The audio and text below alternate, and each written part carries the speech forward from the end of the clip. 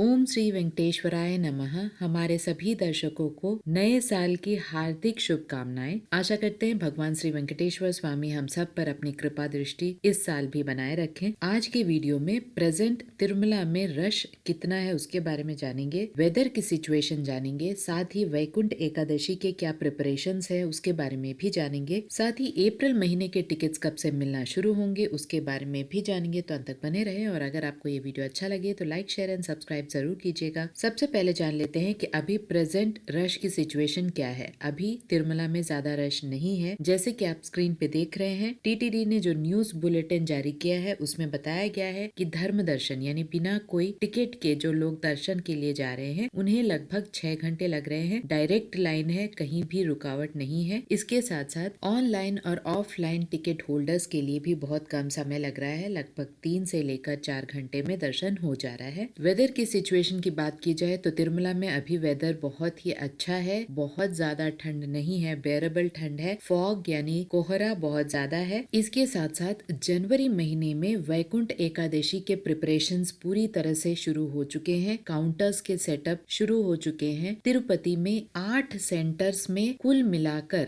90 counters बनाए गए हैं। तिरुपति में नॉन लोकल्स के लिए और लोकल्स के लिए तिरुमला में 4 काउंटर्स बनाए गए हैं। तो इन सभी काउंटर्स के प्रिपरेशन अभी शुरू हो चुके हैं। काउंटर्स के पास में खाने पीने की व्यवस्था, वॉशरूम्स की फैसिलिटी सभी कुछ दिया जाएगा। इसके साथ साथ 9 जनवरी सुबह 5 बजे से 3 दिन के लिए यानी वैकुंठ एकादशी, द्वादशी और त्रयोदशी यानी जनवरी 10, 11 और 12 इन 3 दिनों के लिए जनवरी 9 सुबह 5 बजे से एक ही साथ टोकन्स रिलीज करना शुरू हो जाएंगे। पर डे लगभग 40,000 का यानी 9 जनवरी का 40,000, 10 जनवरी का 40,000 और 12 जनवरी का 40,000 टोटल मिलाकर 1,20,000 टोकन्स ऑफलाइन में जो कि फ्री टिकट्स हैं, जिसमें एक टाइम मेंशन किया जाएगा और उस टाइम तक आपको तिरुमला पहुंचना पड़ेगा। उन्हें इशू किया जाएगा 13 से लेकर यानी 13 जनवरी से लेकर 19 जनवरी तक नॉर्मल एसएसडी टोकन्स दिए जाएंगे। नॉर्मल एसएसडी टोकन्स यानी फॉर एग्जांपल 13 जनवरी का अगर आपको ऑफलाइन टिकट चाहिए तो वो टिकट सिर्फ 12 जनवरी को ही मिलेंगे यानी एक दिन पहले। अगर 14 जनवरी का चाहिए तो 13 जनवरी को एसएसडी टोकन्स मिलेंगे। ऐसा प्रेस रिलीज में ऑलरेडी मेंशन किया गया है। और 13 जनवरी से 19 जनवरी तक जो टोकन्स मिलेंगे फ्री टोकन्स, वो वैकुंठ एकादशी के काउंटर्स में नहीं मिलेंगे। वो नॉर्मल एसएसडी काउंटर्स जो कि विष्णु निवासम, श्रीनिवासम और भूदेवी कॉम्प्लेक्स इन 3 काउंटर्स में ही मिलेंगे। याद रहे श्रीवारी मेट्टू मार्गम में स्टार्टिंग पॉइंट में जो एसएसडी टोकन्स मिलते थे वो भी 10 दिनों के लिए नहीं मिलेंगे। इसके साथ साथ 10 दिनों के लिए वीआईपी रिकमेंडेशन लेटर्स को भी एक्सेप्ट नहीं किया जाएगा। ना ही कोई प्रिविलेज दर्शन होगा, ना ही आर्जित सेवाएं होंगी। बस 300 के online ticket, Srivani trust tickets, इसके साथ साथ ऑफलाइन टोकन्स, इन तीनों के लिए ही अनुमति है। और प्रोटोकॉल परिधि में जो वीआईपीज आते हैं उनके लिए भी अलाउड है। बाकी किसी भी भक्त को डायरेक्टली मंदिर जाकर दर्शन करने की अनुमति नहीं है। यानी बिना कोई टोकन के धर्म दर्शन 10 दिनों के लिए कैंसिल कर दिया गया है, जनवरी 10 से लेकर जनवरी 19 तक। इन सभी चीजों का ध्यान रखें। इसके